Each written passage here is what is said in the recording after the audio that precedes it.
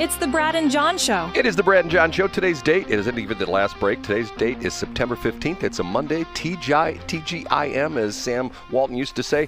And this is the B Block. And what do we do in the B Block, John? It's time for Brad's Top 3. It's time for Brad's Top 3. John, I have a rarely invoked instance of Brad's Top 3 this morning. You ready for this? Oh, yeah, what is it? And both of these are going to be inquisitive to John Combest because Oh, nice. I love it. every time I say something, John will say, well, Brad, we talked about that on August 22nd. Yeah, I at do it even more 8:22." nasal than that, Brad. Nice try, though. Okay, we ready for this? Here, Give it to us. We've got to use the rarely invoked Brad Extra. It's a Brad Top 3 extra, extra, extra, extra, extra, extra. It is a Brad's Top 3 Extra. Okay, question number 1. This morning, I get up in the morning, and a lot of times I punch buttons and listen to other radio stations. This morning, I was listening to 97.1 on Mark Cox, and I was half listening, and it almost sounded like he said that that Steve Ellman over the weekend has officially declared his re-election campaign for county executive. Was I still asleep, or did you see that somewhere, or is that just something that I misheard? No, I didn't see that at all. I'd be now. You know, I don't wake up in the morning and immediately look at Twitter or look at social media, but I assume that I would have seen that somewhere on the socials. I haven't seen, and I'm searching through the news, Brad, and I don't see anything in the past week. Well, maybe involving that announcement. Now, Brad, with all due respect, and you'll take this as a slight, which it's not, you've been known to maybe hear things coming from Mark Cox and either intentionally or unintentionally misinterpret them. So it's possible that you heard it incorrectly, right? Well, I don't know, because he was talking about the whole race, and he said that the polling that he has seen, this is Mark Cox, and I'm thinking to myself, is there polling for this already? And he prefaced that. Yeah, of course there is. Yeah, there's been polling for months, Brad. Go ahead. He said that Bill Eigel has a commanding lead. I think he actually said a commanding lead. And it's probably by the Bill Eigel for County Exec Committee, right? And he footnoted 90% of people that work there want to vote for Bill right. Eigel. And he footnoted the fact that Jason Law has, I can't remember, he said something like a lot of money in the bank. And we've talked about that before, that the majority of that money comes from St. Louis County, which I'm still scratching my head over. Okay, I don't quite understand that. The St. Charles County people, do we really want St. Louis County money in St. Charles County? Because what's that going to do? Take a look at St. Louis County. Is it in great shape? No. You've got a county executive. Yeah, and I pointed out, Brett, sorry to interrupt, I pointed out the number of events that Mike Elam has also had in St. Louis County. And the fact that professionals look at this type of thing and say, wow, he's able to raise money from folks outside of his district. That's pretty impressive. Okay. And then there's people that don't know what goes on. It's like, money. That must be me you're referring to. Okay, here's the second part of the top 3 question. You ready? It's number 3. We'll do the official number 3. John, I see tons of press covering the new redrawn map, the Trump map, as some people were calling it, but I have yet to read a story which outlined the facts of the other special session issue. How did they change the IP law? Yeah, great question, Brad. So I linked to a number of articles. If you go to johncombest.com, we had a ton of coverage over the weekend about initiative petition changes. And where it stands today is that there's a couple different things. It appears most likely that opponents of what mouth breathers would call IP reform or IP changes, it appears as though folks that oppose that are suggesting their own initiative petition or are looking to circulate their own, which would stop those changes, Brad. So in other words, Missourians could vote next year, or Missourians will vote next year on whether or not they change the initiative petition process. But has there been an official recommendation of what the changes are? That's what I can't find.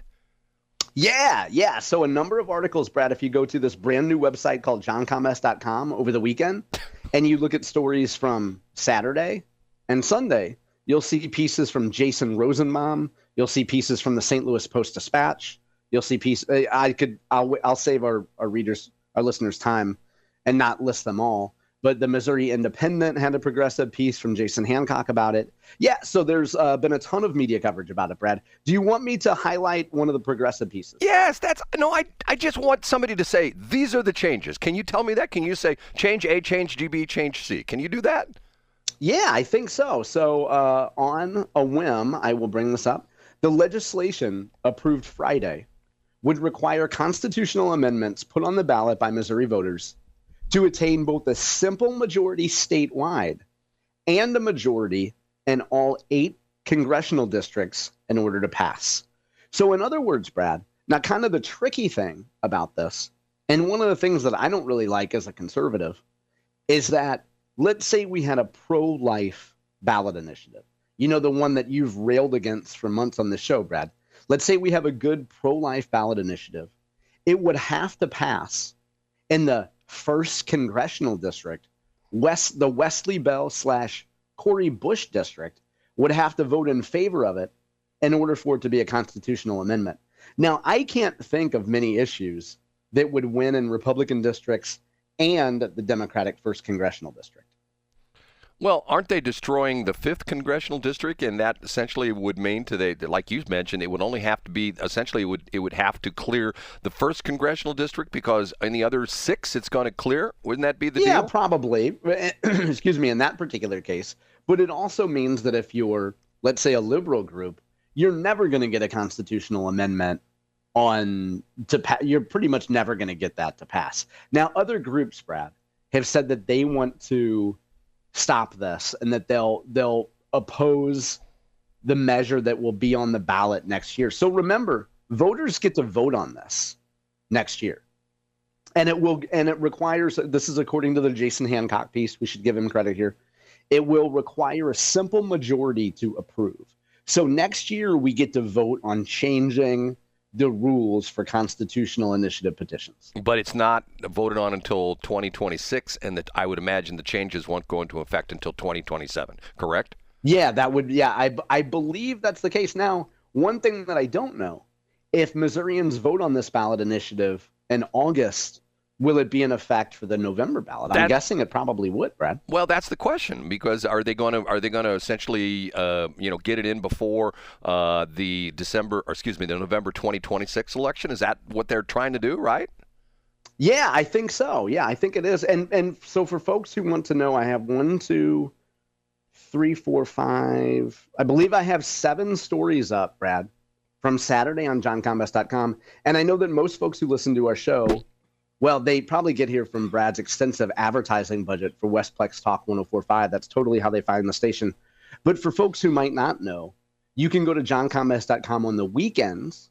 I do my website every day. So, Brad, on a Saturday, you could go and find 7 or 8 stories about initiative petition changes on my website. And you'd know that because of the fact that you drive down I-70 or I-44, you see all the johncombest.com billboards, because he spends lots of money promoting his website. Yeah, $0, Brad. It's the same advertising budget that you use for your stations. Okay, we ready for number 2?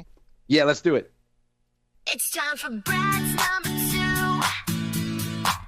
It's time for Brad's number 2. Once again, I decided that I needed to torture myself. So I listened to this crazy, weird show on NPR yesterday afternoon where it had this bizarro dude essentially saying what's wrong with our country, and he gave such items as we don't need to have exclusive congressional districts anymore where we have one person. We need to have multiple people. So in other words, you would vote for, instead of voting for like Bob Onder in the 3rd district, there would be like, you would vote for like 4 people in the 3rd district, and 2 of those people, because he's also talking about the problem with the country right now is we don't have enough ranked choice voting. Okay?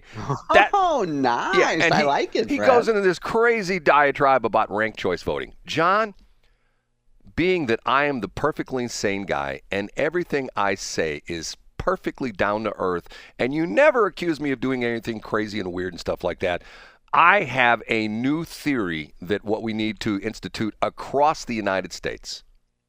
Oh, yeah? What's that, Brad? Reverse choice voting. And how does that work? it just like golf. the person with the lowest vote count wins.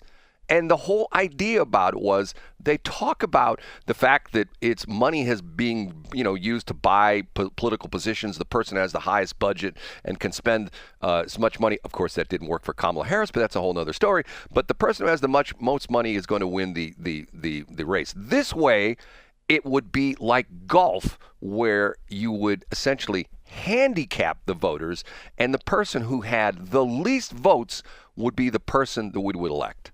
Reverse choice voting. And so reverse choice. So wait a minute. The person who has the least amount of votes gets elected? Yes. Reverse choice voting. Wow. Okay. So this would be like the Arnie Dinoff model, right? Right. He would be our new county executive. Exactly. Nice. Right. I love that. And we're calling that, I'm taking notes here, reverse choice voting? Reverse choice voting. It's like, yes, nice. See? Boy, imagine the amount of campaign contributions you'll get with that idea, Brad. But see, think about it for a minute. It would kill all these ballot initiatives and stuff like that. And the same thing would go for like the ballot initiatives. If you wanted to have pro-choice, if you want to have pro-abortion, if less people voted for that, then it would be the way it was. But if more people voted for it, it wouldn't be that way. So see what I'm saying? So in other words, if you had... So it's going to be the tyranny of the minority, right? Right. And let's say Steve Ellman gets back into the race for county executive. You have Steve Ellman, you have Jason Law, you have Bill Eigel, you have Mike Elam, and you have Arnie Denoff. Arnie Denoff would be our new county executive. And what could possibly go wrong in that scenario, Brad? But see, obviously I'm doing this a little bit tongue-in-cheek, but what's crazy about this is, to me, is the ranked choice voting. Remember this goofy thing where, what was the election? They didn't know who won for like 2 weeks because they had... completely absurd. It's like, okay, so if you want to have crazy, weird S blank blank T, then let's have reverse choice voting. And you know what? Brad, I'm patting myself on the back, Brad, great idea, Brad. What don't you think? Yeah, I think it's certainly the most creative thing we've seen in a long time, Brad. Just like golf, the low man wins, a low man or woman. Okay, ready for number one? Yeah, I want to hear it. And now, big finish, Brad's number.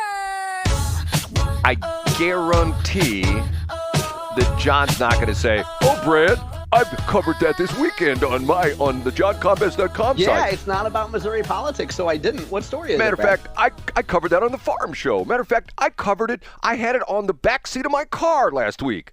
Yeah, what is it, Brad? My friend Stephanie Benos Tyler, who is a client, and she is a high muckety muck at West Community Credit Union, and I've known Stephanie for quite some time.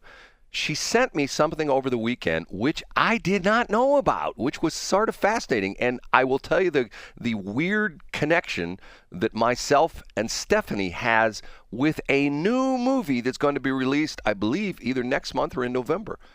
The movie is the American Skyjacker movie. If you remember, I've talked about the American Skyjacker podcast, which was done by Danny Wizentowski, formerly of the Riverfront Times and now with St. Louis Public Radio, KWMU. And Danny did the whole derivation of this thing. Danny did an in-depth story on essentially skyjackers, and this is sort of a complicated story. It involves essentially three main characters, one of whom taught me how to fly helicopters. And essentially the story was that there were two hijackers back in, I believe, in the late 70s. One guy who was caught in the act, the other guy who actually made off with the money but lost the money. And they both ended up being imprisoned in Marion Prison down in Marion, Illinois, which at the time was a supermax. And a woman by the name of Barbara Oswald fell in love with one of the skyjackers because her daughter had read a book. Her daughter, who I went to either Clayton High School or Richmond Heights, Maplewood Richmond Heights High School, read a book about this hijacker. And her mother, Barbara Oswald, read the book, went down to Marion Prison, fell in love with this guy even though he's in prison, and they hatched a plan to get him out of jail, her taking on the false identity of being a real estate agent, going down to downtown St. Louis when there was a helicopter barge right in front of the arch, and a young helicopter pilot by the name of Alan Barklage was hired to take Barbara Oswald down to Cape Girardeau. This is what she said, to take some pictures. She was posing as a real estate agent, take pictures of some real estate, a farm she was trying to sell. She needed some pictures, and she had a camera with her.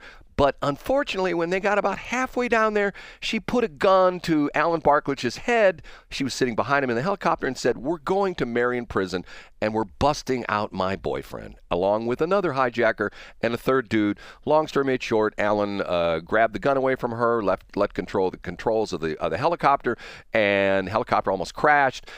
He gets back control of the helicopter, turns around. She's pulling another gun out of her purse. So he turns around and shoots her a couple times. Missed, I think, the first time, hit her the second time, I think the third time as well, too, and killed her. Okay?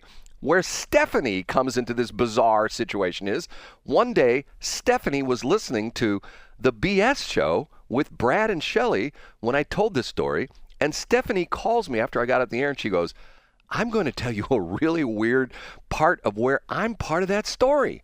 And I go, "Okay, how are you part of that story?" She went to school with one of Barbara Oswald's daughters, and Stephanie was at Barbara Oswald's house with Barbara Oswald's daughter. They were practicing for a school play when this whole thing came down, and Stephanie tells me the story that they got a phone call, and her sister became very upset. Her sister, at the time, I think, was old enough to drive or had her boyfriend pick her up or something like that, and didn't give an explanation of why she was leaving the house. She left the house because she got the call that her mother was killed in the skyjacking, and Stephanie was there. So I passed this along to the people at they put together this podcast and then ultimately put together the movie. And at one point in time, they contacted Stephanie, and they were going to fly her out to California. That never materialized. But long story made short, all the audio that you hear on American Skyjacker, because when we interviewed Danny Wizentowski, he told me this, which I didn't realize, all the audio was audio stripped out of the video. All the audio interviews were done on video. So they turned it into like a documentary style movie where they're going to have, the players involved, and obviously Alan Barklage couldn't be interviewed, but they're going to have the two guys, or one guy, Mac McAnally, whatever his name was, who was one of the hijackers. The other guy's dead, and they're going to have him, and then they're going to do like live or actor recreations of the hijackings and things like that. So I don't know if this is going to be a theatrical release, or back in the day they'd call it a straight to DVD release. Now it's a streaming release. Don't know what it is, but if you are and the crazy part about this is there are so many ties to St. Louis. The one skyjacking, I don't know if you remember this crazy, weird, bizarre story where he skyjacks the plane out of St. Louis, and then the pilot calls the demand back. They come back to St. Louis. They give him $300,000 and the parachutes. And while the plane is sitting on the tarmac, getting ready to take back off again, a businessman, I think his name was Hanley, last name was Hanley, was sitting across the street in the Marriott in a bar having drinks, got so upset that this was going on, jumped into his Cadillac, drove through the barrier at Lambert International Airport, got onto the runway, and smashed his Cadillac into the landing gear of the airplane. And guess who was the reporter witnessing the whole thing? A very young, do you remember this, John? You know who this was? No, I don't remember. A very young Don Marsh, who had just come. Wow, that's amazing. Who had just come to St. Louis as a new reporter. I think he was in town all of like 2 or 3 weeks, and he got the assignment to go cover this. And he and his cameraman witnessed this whole crazy, weird thing happening with the guy flying through the fence, smashing into the plane. And the bizarre part of it was the plane was damaged. The guy that smashed into the landing gear was almost killed. His Cadillac got, smashed to smithereens, caught fire. They pulled him out of the thing. They got him another plane. And the bizarre part in this one was he actually did take off with the money and the parachutes, and he parachuted out of his plane in Indiana. And on the way down, he lost the money. He had the sack of money tied to himself with some twine. He talked about he went to the hardware store before the hijacking and got like about 20 feet of twine, and he apparently wasn't strong enough twine, because when he jumped out of the plane, the parachute worked, but the twine didn't, and the sack of money disappeared. I don't know if they ever found the money or not. So it's all for naught. Folks can go to episode 112. Brad, you did a good job summarizing the whole story about Alan Barklage and the West Community Credit Union woman. That was back on episode 112. Folks can go to C Block and hear that. And Brad, is a continuation real quick from your comment earlier. Mark Cox did not say that Steve Ellman is running for re-election. I have the transcript up in front of me. He said, news of the weekend, if you saw this or not, Steve Ellman is thinking about running again for county executive for re-election. And Mark, for some reason, says, wow, that's new. Now, folks could go to our show on August 20th and hear Steve Ellman talking about the well-known rumor that Steve Ellman was running for re-election. You can hear Mike Elam talk about that on our show on August 20th. So, Brad, Mark Cox did not say that Steve Ellman is running for re-election. Mark just apparently heard that Steve Ellman is thinking about running again. Oh, okay, so okay. I'm glad we were able to correct that. Okay. Well, but did you think that Mark didn't really know about that then? Yeah, probably. You don't think he knew I mean, about? Mark does a 3-hour show. They have a professional staff. They cover a lot of things. They do real radio station stuff. I don't think he obsesses about one race as much as some of the rest of us do. And we have a 1-hour show with an unprofessional staff, and Brad obsesses about all sorts of weird stuff, right? Is that what you're saying, John? No, not at all, Brad. Hey, it's 7:46. That's exactly what John's saying.